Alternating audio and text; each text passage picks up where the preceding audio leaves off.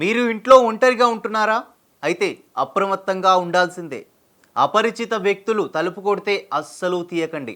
Survey అంటూ ఇంటికొచ్చినా లేదా మరో పేరు చెప్పినా అస్సలు డోర్లు ఓపెన్ చేయకండి. ఎందుకంటే వారు దొంగలు కావచ్చు, మీ ఇల్లు కొల్లగొట్టొచ్చు.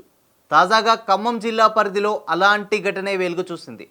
ఇంట్లో ఒంటరిగా ఉంటున్నారా? అయితే తస్మాత్ జాగ్రత్త. సర్వే పేరుతో ఇంకా ఏ ఇతర అవసరాల కోసమో తలుపు కొడితే ఒక్క క్షణం ఆలోచించండి. తలుపు తీశారో మీ ఇల్లు గుల్లవుతుంది. ప్రతిఘటిస్తే మీ ప్రాణాలకే ముప్పు వాటిల్లుతుంది.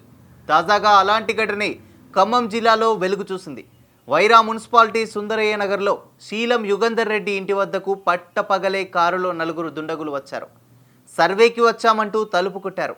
ఆపై నలుగురు దుండగులు ఇంట్లోకి ప్రవేశించారు. ఒంటరిగా ఉన్న వృద్ధురాలు వెంకటరామమ్మను సర్వే పేరుతో వివరాలు అడుగసాగారు.